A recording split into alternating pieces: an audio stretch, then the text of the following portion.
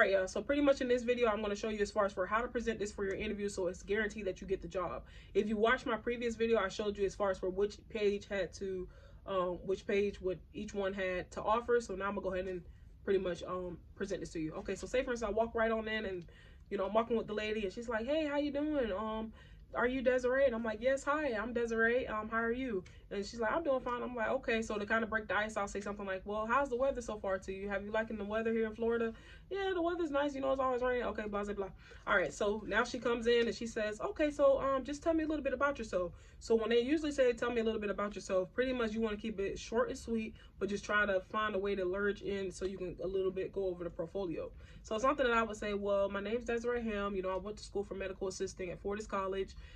Pretty much I had experience with plenty of phlebotomy. We were able to get plenty of people to stick around at the schooling. Also too, I'm looking to kind of seek OBGYN as far as for my field of working, but I'm open for all new things. I did bring my professional portfolio if you would like to take a look at that. And she said, "Yeah, sure." So another thing that can help you out, everything you write right here, go ahead and do a copy of this so you can hand that to her, and as she's looking at it, you can go through it. So say for instance, you know, she's like, "Oh yeah, sure, I want to see it." So I'll say for instance, this is another book.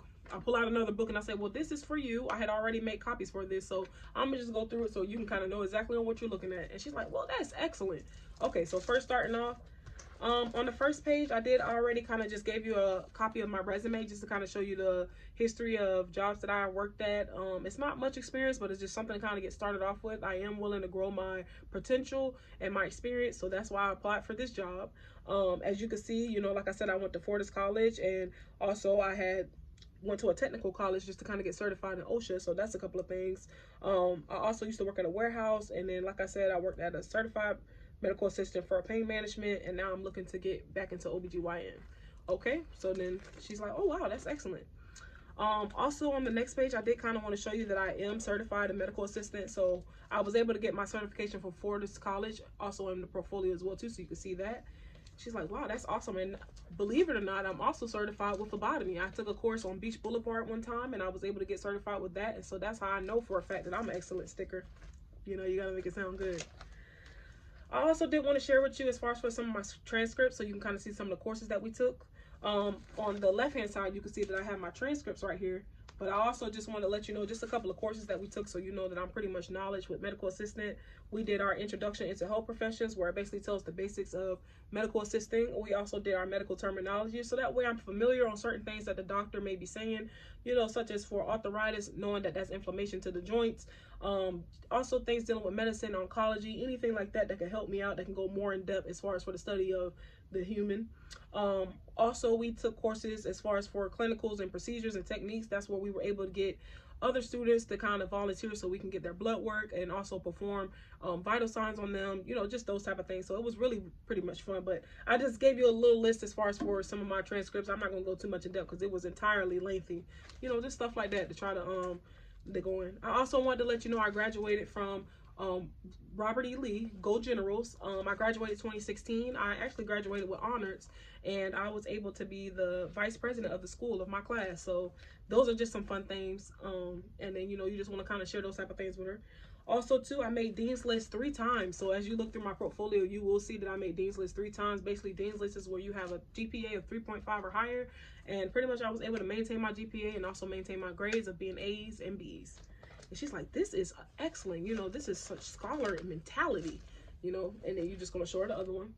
Also, we had a course where we were able to get certified with our BLS. That's pretty much for our CPR.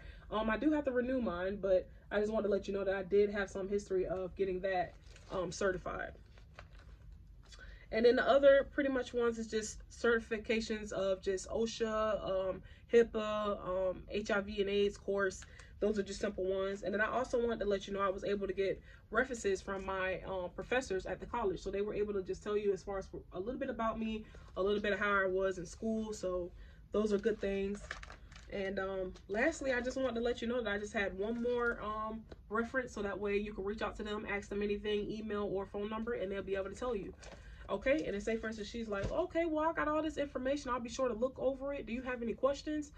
Something you could ask is, "So what is the typical schedule like working here? Is it always Monday through Fridays, or do I have to work weekends? How would that work out? And it should make, you know, give you some information. Another good question you could say is, so do you have a lot of openings for back office or front office?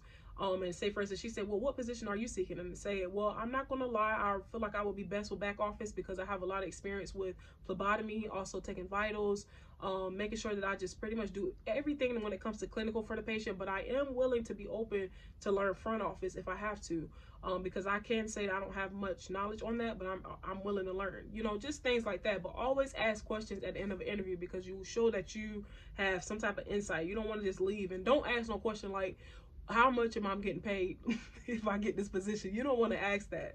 So I'm hoping that this video help out anybody that's upcoming for medical assistant. It just reminds me of how I used to be when I first started out. So I'm hoping this video reaches out and touch people.